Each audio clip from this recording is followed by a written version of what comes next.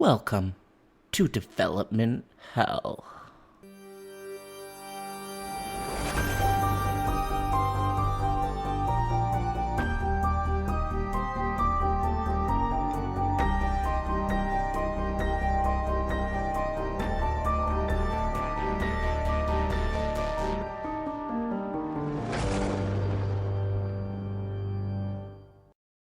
For every horror movie that hits VOD, countless others end up DOA. Development Hell is the podcast dedicated to unearthing these cursed horror productions.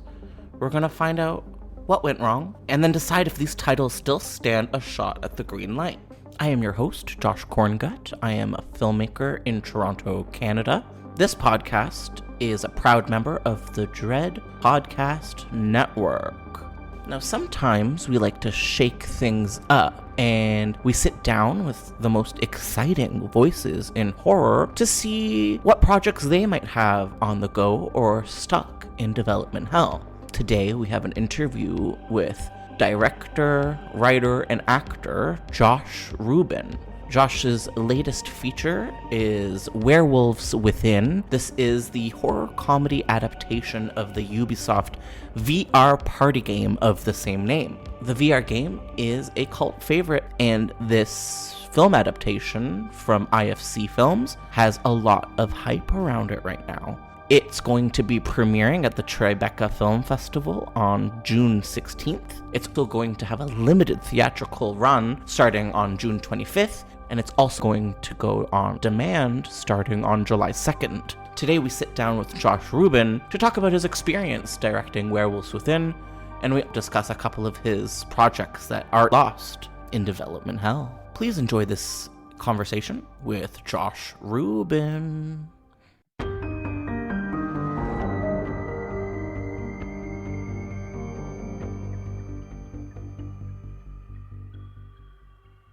How would you introduce yourself in your own words? Probably a Caucasian 37-year-old filmmaker just trying to make waves, as he feels he deserves, frankly. Just a lot of taking, a lot of talking through people. Yeah, I know the type. You guys are often featured on podcasts. Yes, exactly. Just another, a comedian with a mild belly, just trying to make his way through the audio world. I always ask this, and it's always inappropriate, but I'm Jewish, and I feel like you have kind of a Jewish name, and I want to know, are you part of the persuasion? Joshua Benjamin Ruben, and it would have been Rubinowitz. Yeah, okay. Had my dad's mom not asked her new husband drop the Inowitz. So yes, I'm very much so. But on my dad's side, my mom's a Christian Scientist, but she does take Tylenol. So we had that in my family for a while, but I feel like everything is on the up and up now. Congratulations on Werewolves Within. I got to watch it. Instant classic. Are you excited for the upcoming Tribeca premiere? I'm losing my mind. Yeah, I can't. I can't wait. I'm sort of readying my CBD gummies and prepping to quell the anxiety. It's going to be in person. Thank gosh. I feel like you just made it. It's just sort of the line in the sand, time wise. Yeah, I agree. I kind of can't believe it. Does feel like I've crossed oceans to get here, from my first modest little movie Scare Me to this, and every pandemic in between, or just the one. Maybe we'll come out on the other side where we'll actually be able to see it on the old big screen. Weird time to break through as a filmmaker, probably.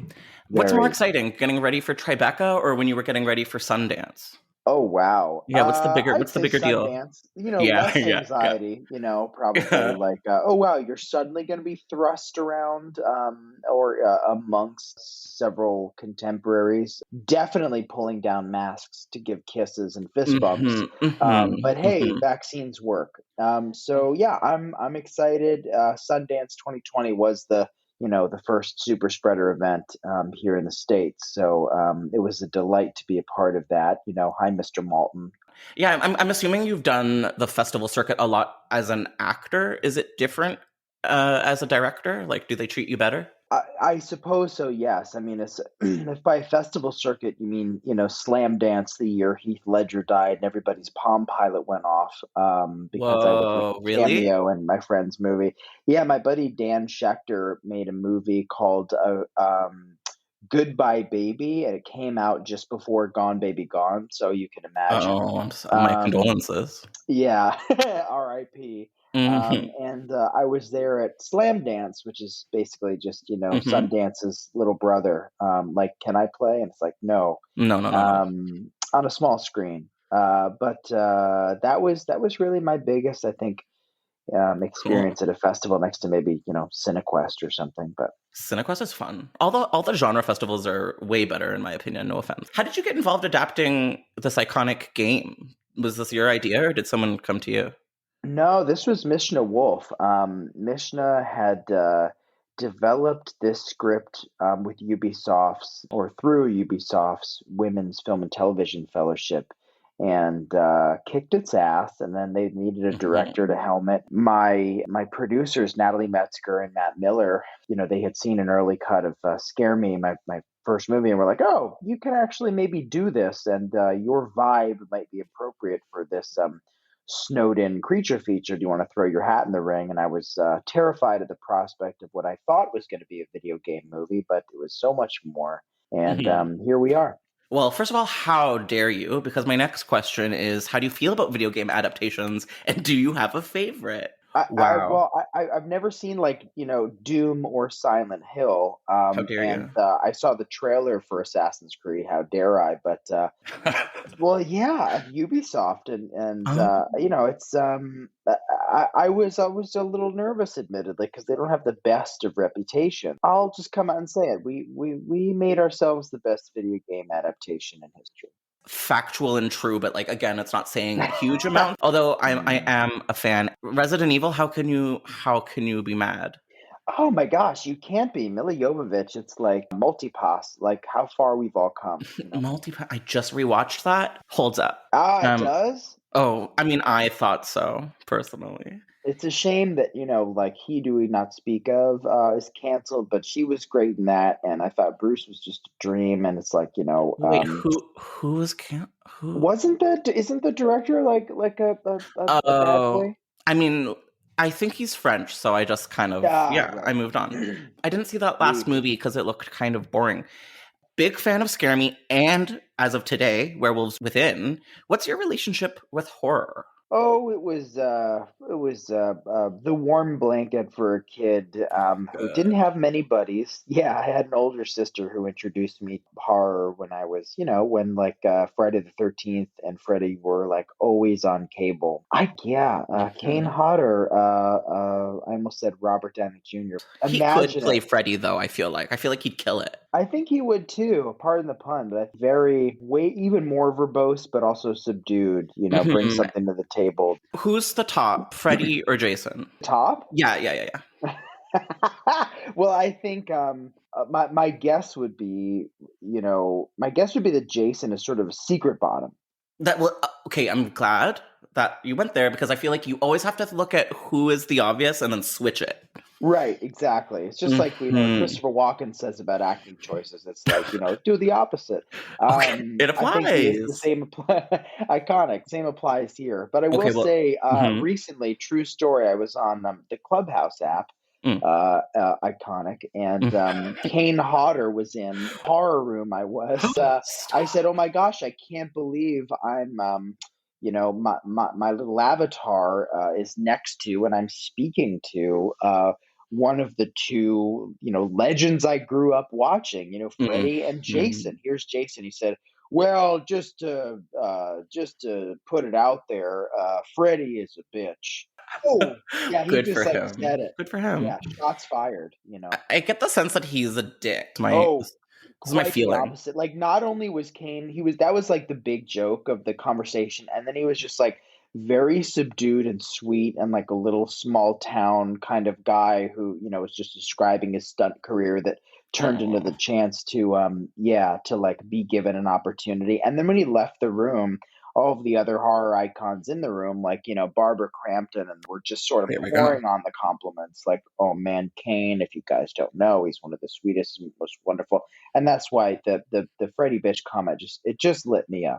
It's true. And also, it's true. Freddie is a bitch. So what was, like, the horror movie that, like, fucked you up as a kid? What was the Oh movie that, man. like, you were just not the same anymore? For, Wow, that's a great question. I mean, I keep saying it's Stephen King's Cat's Eye. is that, like, your, like, cool answer, or is that the real thing? Because if that's the No, real thing, I'm really here for it. I think that's the real one. Like, even as a kid, I was somehow like lured in by James Woods, R.I.P. in many ways. Like Yeah. looking through his house and like seeing Boots in the closet, but it turning out just to be Boots and not another man, even though he was like being Mm. watched, and the weird imagery, like the cigarette smoking stuff. And we loved cats, and yet there was like a cat that was like being electrocuted on that electric floor. And then the troll. It was like it had this dread about it you couldn't get away from. I think that one fucked me up. I literally don't remember a single thing that you said. I only remember someone walking on a ledge. And that is my Yep. my sole memory of that. And, oh, also the iconic cover.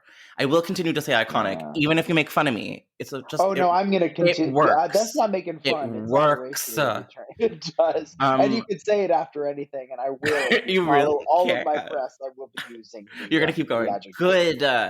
You definitely, at least with these two features that I've seen, seem to have a very distinct directing style. Oh Is this God. calculated, or are you just following the impulse and hoping for the best? Just trying to be Taika Waititi and Lee Winnell, Mm. someone who doesn't have Spielberg money but is trying to make a name for himself.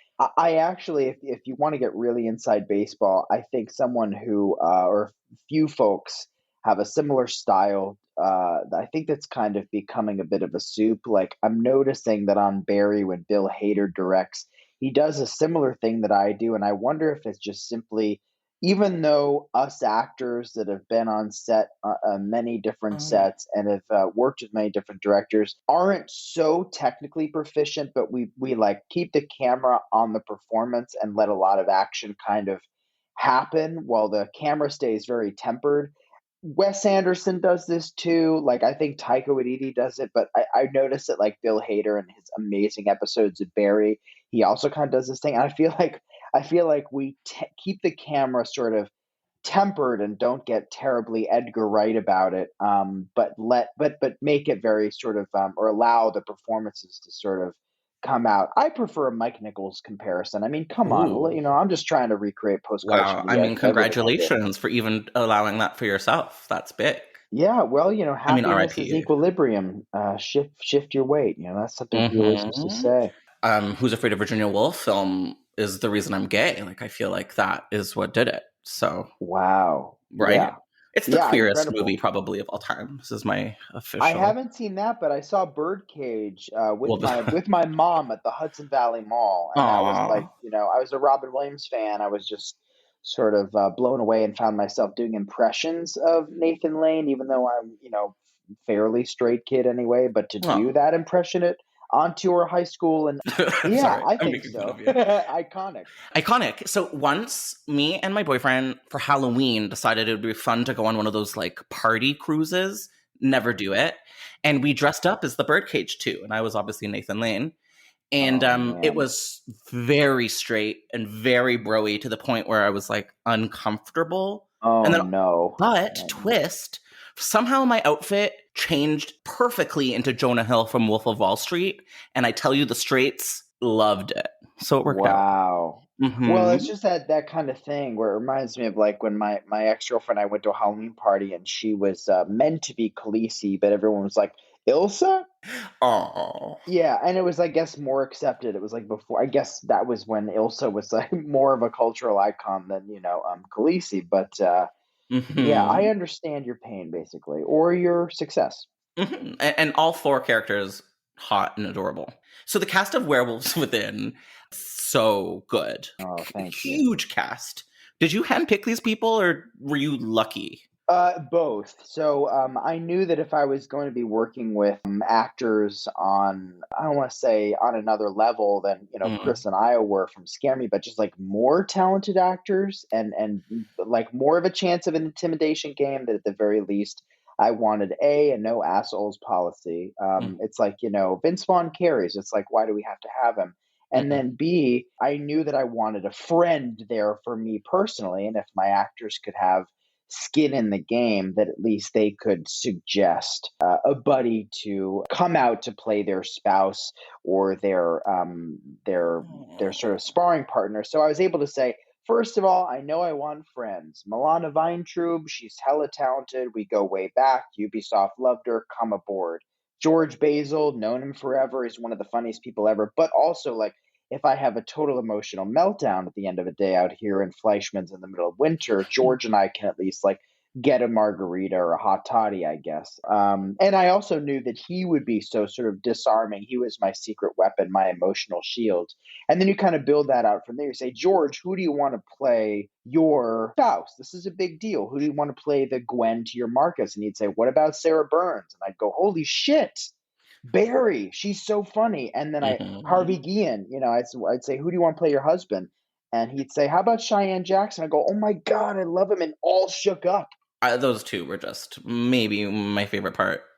No, I'm So lying. Obviously, wonderful. Michaela Watkins is going to be my favorite part in anything. Oh man, yeah. She's like the first on-screen Karen, I think, within the past 16 and a half months, the new definition thereof. Hey, Yeah, I her was name should have rooting been. for her because she just loves her dog and crafts. Oh Sorry. yeah, And I Chachi. respect both of those things. And she's so good. And also, was this the Veep reunion? Because it felt like it.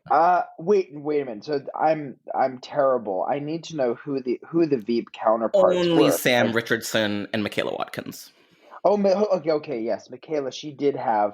Well, I suppose it was. I mean, to a degree, but it was also like I want a real who's who of indie film. Yet you've appeared in Spielberg movies, like you know what I mean. So it's like we're going to get people who not only have like done summer stock and improv, but also have like worked on these massive things. So that at worst case scenario, they'd all understand the pain and sweat of a long day with one camera, and luckily they did. Like it was once I kind of actors suggested people that they wanted to portray their spouses that we kind of go after. It also became a list of like people I wanted to work on. Michaela, I'd met a couple of times through our mutual friend Natalie Morales, and she's just like it's wonderful, the sweetest, the coolest, the fucking funniest. And then to also be able to be like, Mhm. I've always wanted to work with Michael Chernus. Oh my God, let's have him play a scumbag. I'm still kind of in awe of this hilarious ensemble that you put together. Hmm. Specifically, Harvey, Michaela, and Sam. I was just like, holy crap. Oh, and how do we say her name? Is it Milana? Yeah, Milana Vayntrub. Okay, I looked her up. I was like, how do I not know who this person is? And I discovered that she's not A-list superhero famous, and I'm like so shocked. Because Yeah, this is everybody's saying that. I hope this blows open the doors. wait, so going back a little bit to your directing style, I just want to say I like most people, I'm obsessed with like really good font and text. And the glowing credits were Yeah. just like mwah, beautiful. I loved it. Uh, Was that you? Big ups to Brett Bachman, my editor. I mean, I did say like, hey, I want this to feel somewhere between Arachnophobia and Beetlejuice with its kind of Yeah. style and vibe. And he was like, I got you, dude.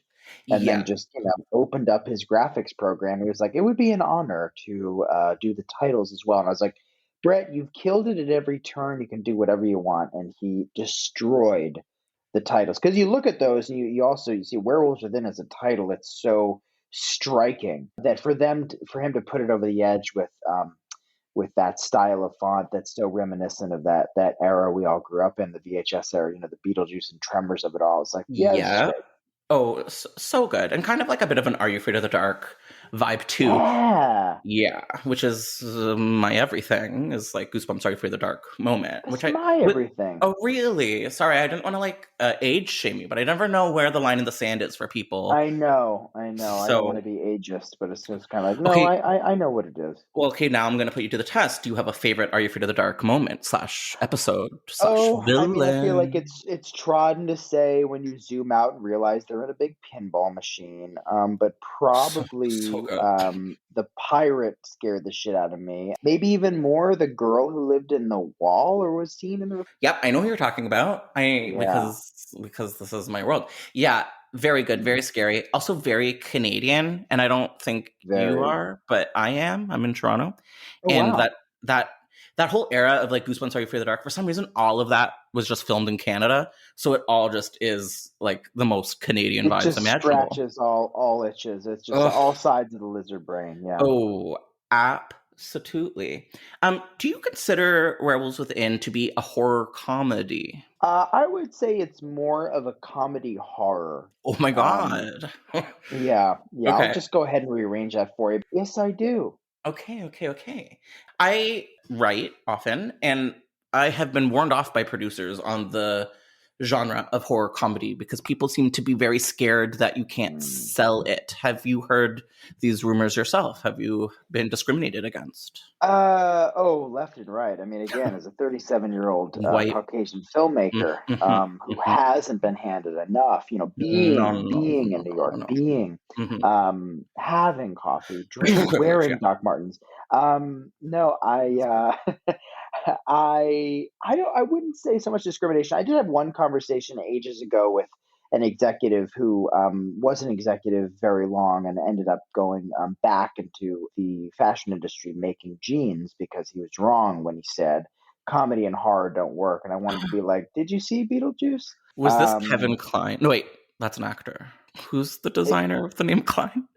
oh, oh, No, was this Kevin Kline? Actually, I'm going to stick with it. I'm going to be yes, wrong it was and actually strong. your. This is huge. This is Yeah, he huge worked news. at a very small production company. I was so excited to go out to lunch with this one Mhm. person where I was like, I want to make horror comedies. And he was like, that doesn't work. They don't exist. And it's like, but at every turn, it seems to. That's a strange take because I've seen so many of them. Yeah, correct. And it was like, did you grow up in the 80s? Like, Freddy Krueger is a cartoon character. He became a cartoon Correct. character. Correct. But But yeah. did it, hey, more props to Bob Shea. I mean, it morphed genres. And they kept the gore. So yeah, I think if anything, people are now curious because I think there's gonna be kind of a resurgence of horror movies being fun again. Like I want to make Quiet Place, but I also want to make you laugh. If I can scare the shit out of you, but I can also make you somehow laugh at like someone doing a weird walk and hitting their knee on a coffee table or something, which I guess is my go-to joke, then I'll take it. There you go. Yeah, one of the reasons I asked if you were really a horror person or if you fell into it is just wanted to make sure I wasn't dealing with a John Krasinski. And so it's funny that you brought that up. Can you imagine if I was I've never met him. I'm sure he's perfectly nice, but I feel like he's I don't so know. passionate about the drama and carpenter of it all, and me, I'm kind of No, like, yeah, but no. Clue. Yeah, I see. He said he like tried to explain how A Quiet Place wasn't horror, and then I immediately never No. watched A Quiet Place or its sequel, and I'll never participate in his properties again. I'm that mad about it. No. Yeah. He said it wasn't a horror? He like how like these pretentious dudes are like they refuse to categorize things as horror because it's less than. Oh, baby. Oh, Yeah. no. Oh, boy. As an artiste, what is development hell to you?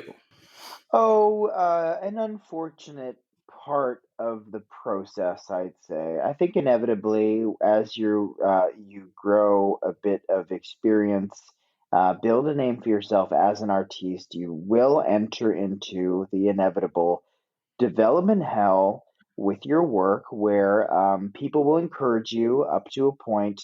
You've got to take this wonderful thing out. In fact, it might even get bought, it might even get optioned. And then you Mm. find yourself hitting a wall where you're not making it, you're just waiting for notes. And that was hell for me in my personal experience. I hear through the grapevine, Judy, that you have a project that was stuck in development hell for some time called Lee's Kill List. Is this something familiar to you? Absolutely correct. It was a great idea, a great pilot. Yeah.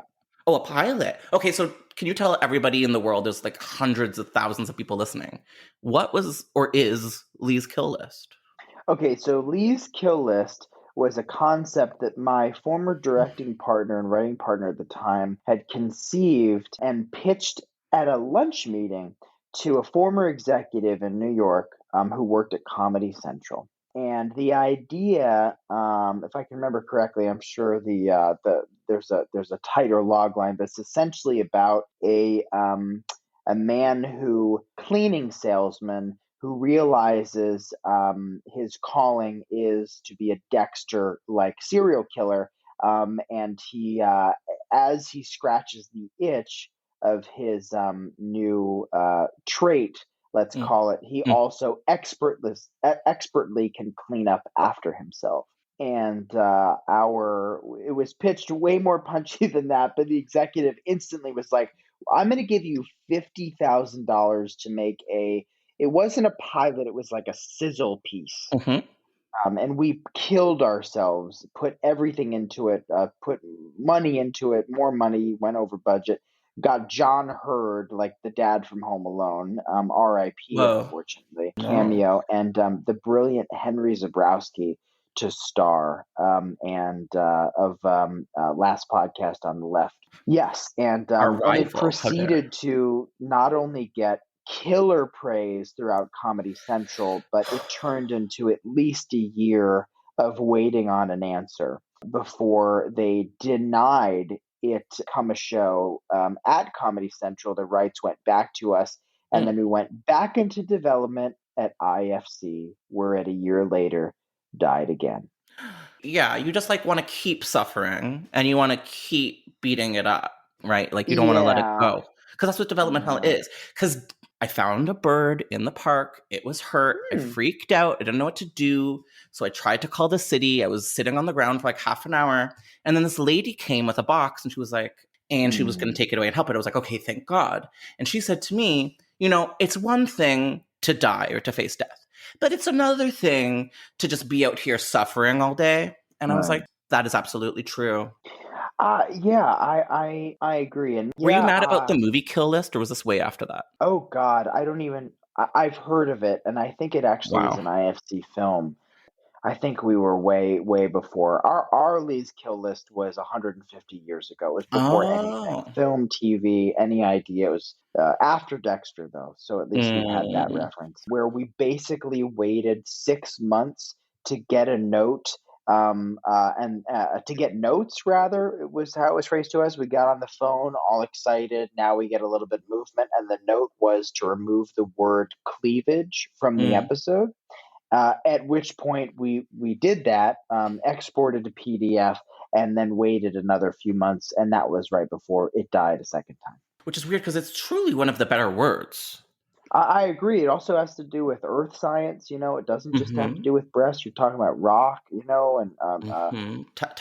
not how we meant it. Shifts, all that. There you go. Sedimentary, rudimentary. I don't remember any of the phrases. I just had to Google the different types of rocks because I had a joke I wanted to make to a friend on Messenger the other day. So yeah, those are the different kinds. Do you have any other projects that you can reach into development hell and sort of pull back out and say, I killed this? Well, let me see. Off the top of the dome, I can't say that I do, because the one that occurred so brutally was these.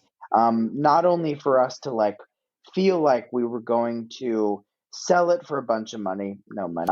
Attach a showrunner, nice enough, but it didn't really work. And then to not only fail at one network or be told after a year of compliments and great praise that this isn't going to work out, jump to another place and have it be again slaughtered.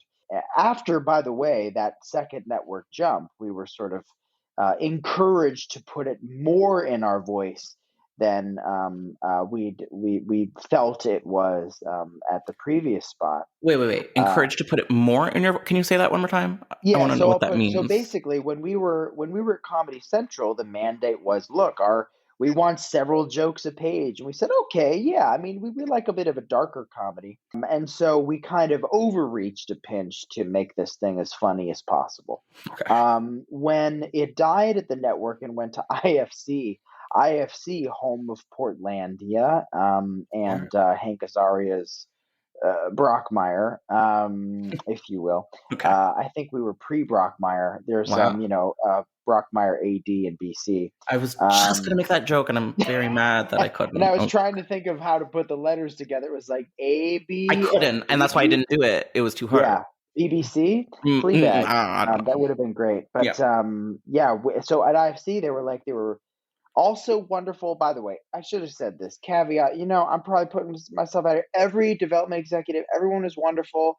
Everybody was killer to work with. I make no joke. No, everybody working in that industry, it's a difficult industry to work in anyway, and to be a development person. Everyone was great to us. But when we went to IFC, their kind of mandate was everything as weird, as eccentric, as irreverent as you wanted to make it, as Coen Brothers-y as you want to make it, go for it. So all the jokes you felt a little icky about, you can take them out, you can put in all the weirdness, and we thought, oh my gosh, we're in heaven. Well, 6 months later, cleavage joke. 6 months after that, sorry, it's not going to go here either. I mean, I was like, what? That sounds like a terrible dream that you're never going to wake up from. Have you been approached by Marvel yet? Like, what is your superhero movie? I feel like it's coming, right? I Oh, feel like it's I feel like it's it has it's to at this point. it's before Ant-Man 4. It'll be. I would like to I think was gonna it'll say be. if you're lucky. Oh my god. I mean, I would way prefer Darkman. I would love to revisit Sam Raimi's I was just Darkman. gonna I say haven't, Raimi is shaken. Yeah. dude. I have an awesome angle for it, but I just don't know. Some people, they shoot me down. They're like, "Hey, I don't think a lot of people think it's relevant enough." But you know what? I think we're ready for a a bizarre horror hero. This is a character who's very angry, going mad in the dark, and doesn't feel like he's deserving enough of love. And I think there's a lot to say there. Listen, if Joker proved anything, is that we are here for movies about angry white Hey, guys. It's funny because yes. when I riffed on Marvel, the real question I wanted to ask is, do you have a dream adaptation to direct? And so I kind of love the route we're going with Darkman, but you are allowed to switch gears because I am asking this question. I don't think I would dare. I think at one point I probably wanted to, like, helm and star in like a Robin Williams biopic, and now I'm like, no, no, no. I don't think that would be a props. And no one could do it Mm. right. But I do love any excuse to, oh, I don't know, play with horror effects and prosthetics, and also have an excuse to do a few Dutch angles and make one laugh. And I think if I can get away with that, like a genre flick that can freak you out a little bit, but also make you go like, I can't believe I'm laughing. If I could be the Todd Solondz of Oh my god, horror films, is that who you're? Is that how you describe Todd? Because No, that's I shocking. just thought that would be a fun reference to It get a giggle out of was. you, Josh. And you got one. My friend group do this digital movie club because we're cute and all that. And I Hmm. was thinking pretty hard about bringing in happiness. Oh my God. I was like, really? And the only reason I didn't is because part of our shtick is that we have to play the trailer for the movie. And you would not believe the garbage trailer 1998 put out for that movie. Yeah, let me guess. It doesn't feature any Dylan Baker. It doesn't. The music, first of all, for one thing. They're marking it as like a quirky comedy. Oh boy, I think that's why my sister brought the VHS home and made it like a family viewing. Your sister Um, sounds, I'm going to say it, iconic. oh, she's incredible. I don't know if you know Rachel Yamagata, but my sister, I she's a do. singer. She's a singer-songwriter. That's my sister. Your Well, sister half. is Rachel Yamagata. I've been listening Well, to Rachel Yamagata since high school, which is a long time. So that's, BB I'm, Your I'm, Love, man. oh Yeah, my God. yeah. I'm like, who's Josh Ruben? I don't care. This is who I want I on my know, I podcast. know, I know. I'm And sorry. well, she has obviously a different dad, but when I say my sister's half Japanese, they look at me and they're like, I can see it. But we have different dads. But she, Kidding, I'm sure you have. not many people look it up. It's fun trivia. It's fun trivia. That's wild. Yeah, I'm looking. Now you're I'm distracted, right? You're like, No, I yeah, don't now know I'm what. I'm looking up like what flustered. were the songs that I liked. I literally am googling your sister. BB Your Love, Deal. I'm sorry. Oh No, gosh, I'm not going to do this to you. This can be on my own time. That's fine. That's hell fine. no. I would much rather talk about wait, my you didn't. sister than my love of Tales from the Dark Side, the movie. Oh, Tales from the Dark Side, the movie. You know, one of my episodes upcoming very well could be Tales from the Dark Side Part 2, because it did not occur, but it very well could have. I don't know if you know anything about my podcast, but generally speaking, this is not how I roll. Like, I usually pick an actual horror property that was going to get made, but then didn't. Oh, that sounds like heaven. And you often Right? hash that out with, a fellow Mhm. industry. Usually I do. But if I get like a famous white filmmaker, I just interview them. But yeah, so What's generally, the most the one you're like, holy crap, I'm bereft that didn't happen. thank you for asking. Oh, I know literally all of them. I like could have a doctorate in this. And iconically and sadly enough, the one that I like, my white whale is a video game adaptation, and I'm not even a video game girl. So funny Wow. enough, there was a horror video game 2001 called Alice, and it was like a very spooky Tim Burton-esque version of Alice in Wonderland. Wow, you should just interview me for a while. That was fun. I'm happy to. I mean, I thought we were getting somewhere with Rachel Yamagata. I know, now finally. I can't believe Rachel Yamagata is your sister. That's funny. Wow, what a creative, adorable family. Wait, you never gave me a real answer, though, for your dream adaptation or sequel or Girl, something. I'm telling you, Darkman. I wanna play in the Darkman space. I thought you said no, like I can't do it. Like I would never. I'm like too much of a little bee. But no, you are picking Darkman. Yeah. Because I think you did say that. I wish I was more interested. Like, I wish I could be like, No, I love Dostoevsky's. You know what I mean? Like, I Faust. couldn't do Uncle Vanya. Who's Miss Julie? I went to theater school too. Yeah, I want to remake Women of a Certain Age. Is that even a movie? I don't even know if that feels like it might be. Eat, Pray, Love, but Eat, Pray, Love. There was The Women. I feel like we need like a older white millennial man to like make more movies about women.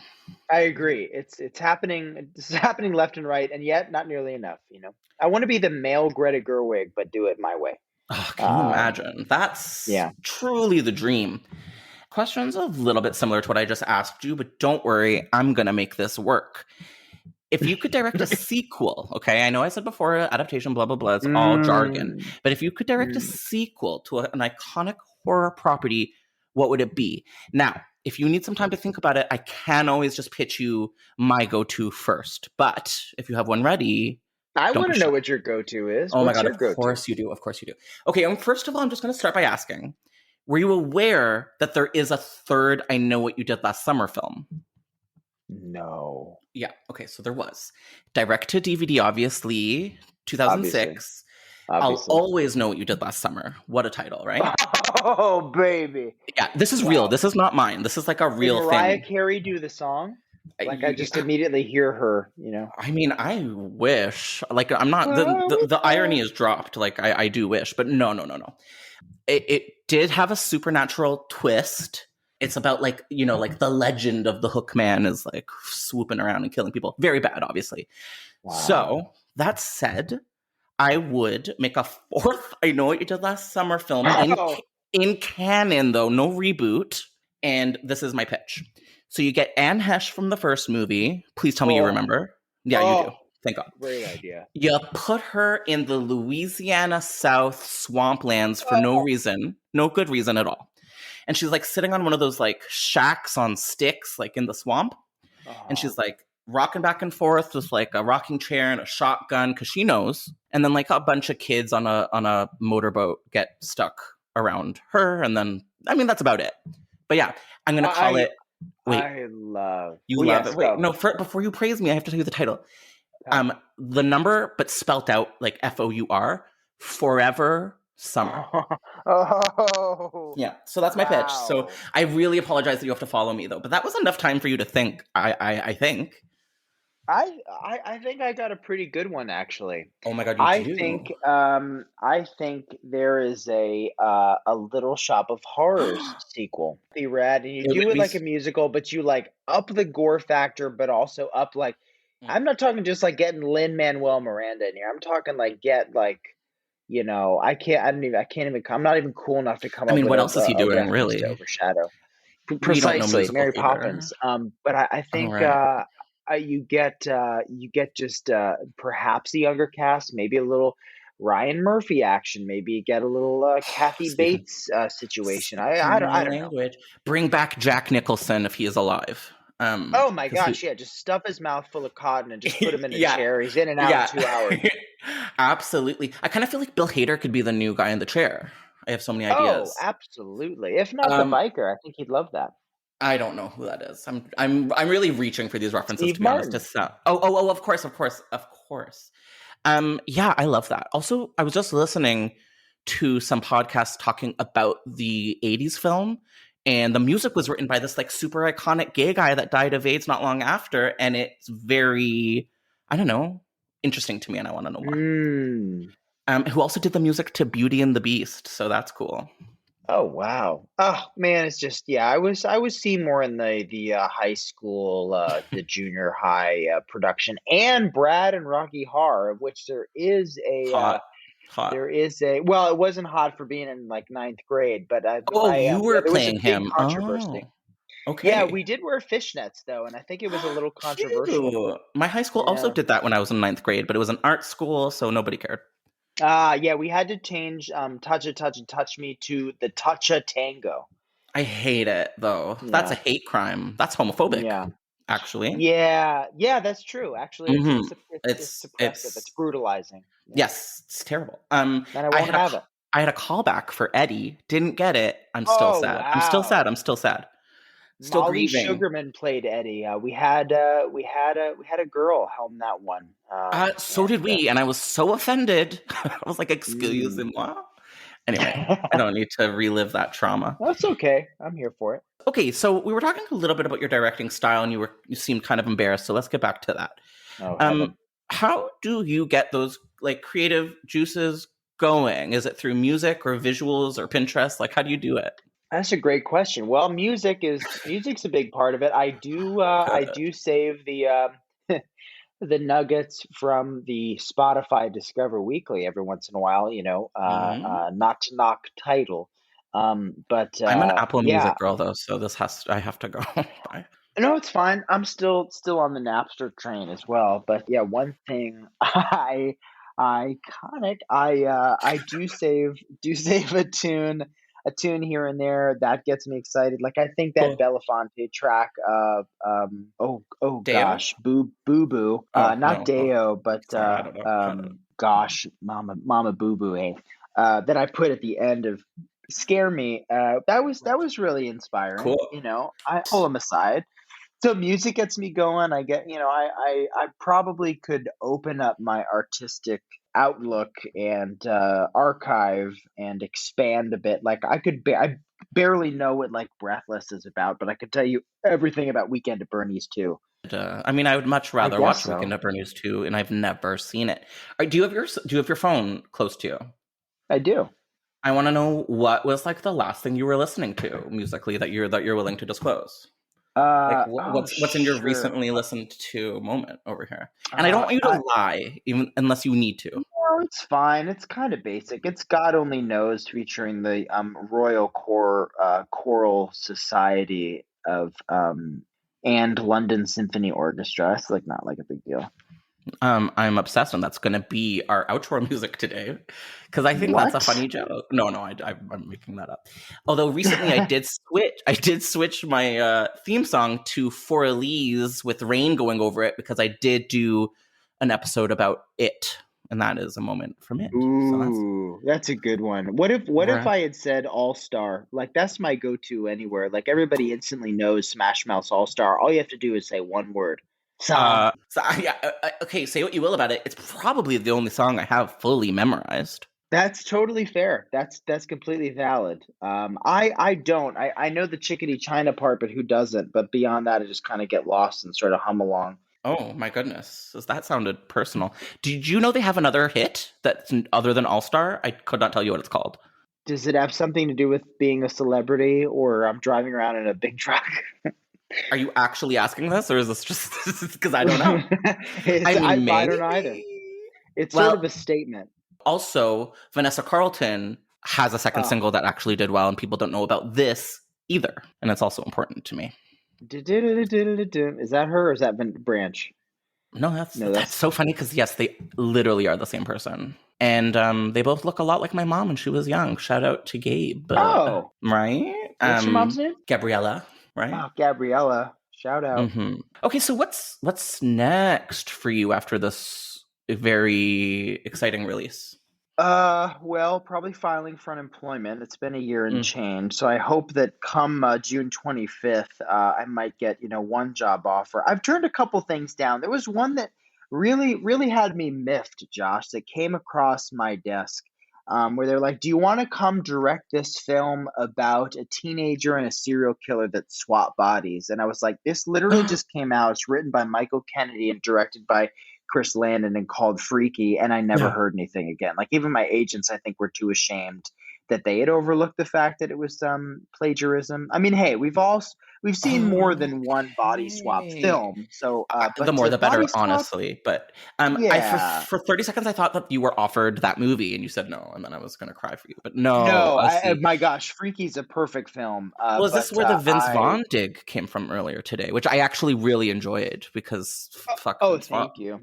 Well, I hear he's a real treat, but if there's a rumor that an actor might be carrying a piece, I just don't think I'd want them around. I'm sure he's perfectly nice, and I love swingers. Not a piece, though. Oh God! I think he might be carrying a piece. Yeah, and I don't know. It like a little one, like the Michaela Watkins purse piece, or like. Actually, that would be just. He has a hard time pulling it out and getting his gigantic index finger through the trigger hole. Oh no. He could be Jewish, but he gives me anti-Semitic energy, even if he is Jewish. It's like you're going to do Dragged Across Concrete, like you're going to voluntarily do a Mel Gibson film. It's like, guys, there are better options. Yes, Mel Gibson, of course. Yeah, anytime someone goes near him, unless it's Jodie Foster, I get angry. Yeah, I just imagine if being in a scenario with him, much like I did with John C. McGinley, I'll talk openly about it, Hey Scrubs and Identity, where I just imagine butting heads with someone who's just so overtly masculine. Who is this person? Well, I did a job with the other doctor from Scrubs, John C. McGinley, who is also in, I don't know, you'd know him immediately if you saw him. He was. Did you say Identity? Identity, yes. That's my fucking favorite movie. Film with Rebecca De Mornay and John Cusack. A fantastic movie. Isn't that James Mangold? Am I crazy? I don't know. But I love that movie. Saw it in theaters with my dad. Shout out to him. I saw it in the theater as well, but not with my father, with two people about my age in New York City, as it were, and quite scary. I thought it was wonderful. I just imagine him and Vince just kind of being of the same ilk, where they're like, you know what we're going to do today for fun? We're going to drink an entire flask of something brown, and then we're going to start a fight with someone smaller than us, or at least go into a professional setting and talk back. And it doesn't. I can't imagine it sitting right with me. Maybe I'm wrong. I don't know. I'd love to. No, you're not wrong. You're right. Listen, sugar tits. I don't know. I have nothing to follow that. Yeah, I know. I think that's kind of how it would get. And I've been called that before by like a camp counselor when I was younger, and I had bigger breasts. And I don't know. I think I have like a radar for bad men. You sounded really beautiful and gorgeous, and I wish I could have known that person.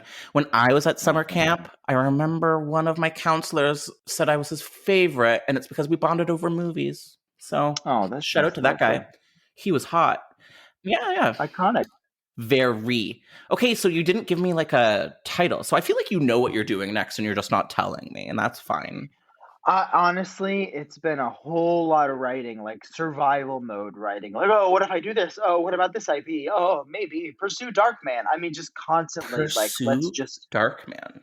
Do it. Pursue. I'm actively pursuing it. I haven't had one phone call. No one will give me a shot, but I will take the swing. Maybe after the 25th, and people realize we're going to cross the $1 billion mark with Werewolves Within. They'll be like, you know what? You know what we need? We need Josh Ruben's Darkman reboot, revisit, sequel. Hey, Hulu will take on anything, I feel like. I hope so. I know. Well, they're doing the Hellraiser series.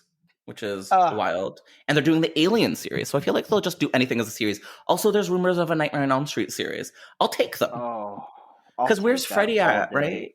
Like, I know. Oh man, is it like probably? It's probably in the universe. It's probably like, oh, there'll be a nod, but like it's probably just like, oh, a bunch of teenagers have problems and there's like prosthetics. I mean, I want a part of it. Believe me.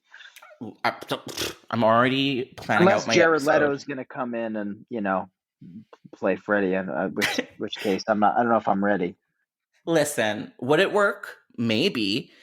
Everyone hates the remake, but it wasn't bad because of what was his name? The guy that played Freddy. Oh gosh, Little Children. Are you about to say little Michael King? I'm looking it up. Jackie Earle Haley. Little Jackie Earle Haley. Little Jackie Earle Haley children. Yeah. Well, yes, little children's Jackie Earle Haley. He's wonderful. Gosh, that movie is also one of my favorites. Saw that with my mom. That was weird. What does it say about me that I just feel Little Children is like a comfort film? Like, just toss it on, just watch Patrick Wilson try and, avoid Noah Emmerich.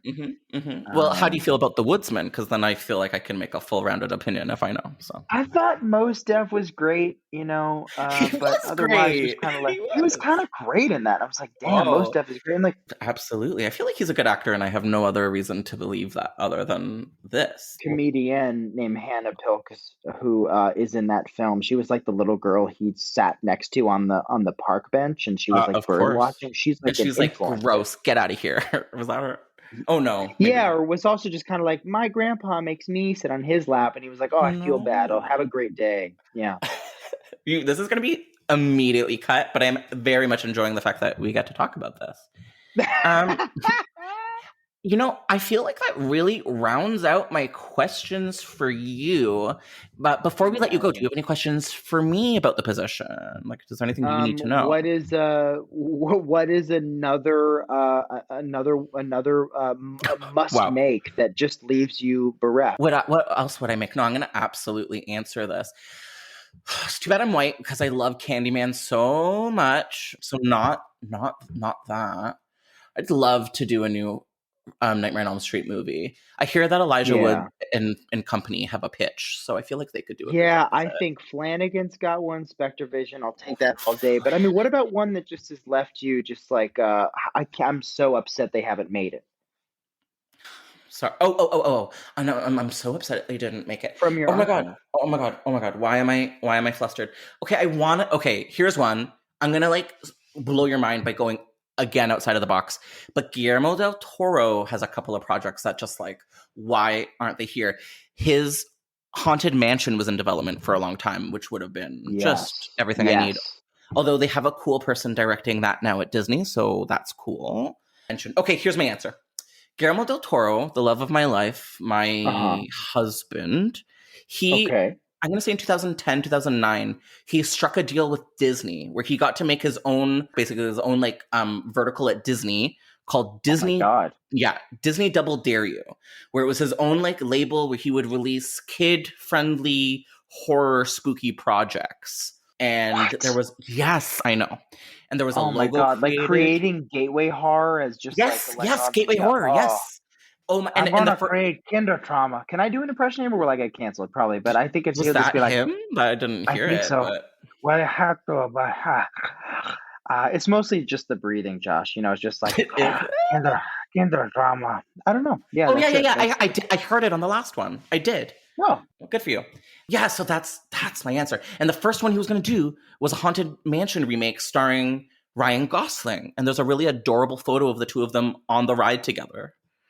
And then Why did that? I don't understand. So that must just be a Disney thing. Like, halt! I just think it's too much. It's just too good. Like, how dare we make something this quality? Like, we have to reel it in and make another Pirates movie. I think he moved on to like other stuff. He's famous for having amazing projects that did not make it, like a scary Pinocchio, Hellboy 3, R.I.P. Wait, Pinocchio isn't even happening? I thought they were like shooting, or maybe there's another one. I don't know.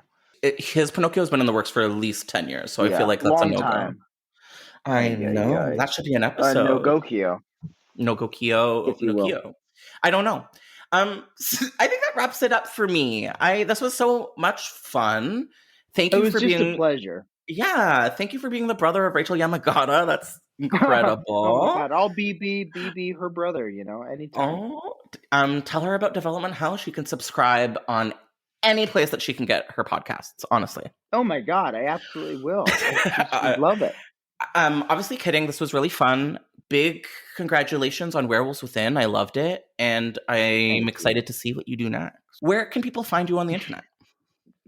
Oh, probably at Josh Ruben, not like the sandwich, just at Josh, Ruben, for all the updates, whether a Jason Bateman impression or a retweet of a Rolling Stone article with a blurb that includes the name of my next film. Who knows?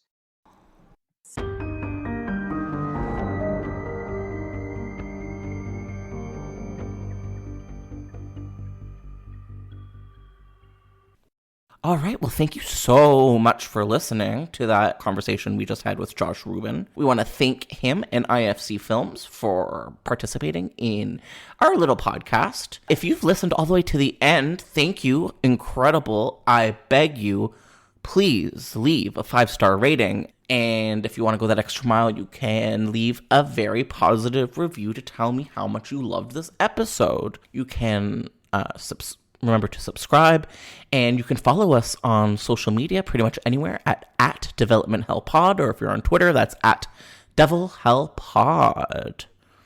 Now make sure that you catch Werewolves Within.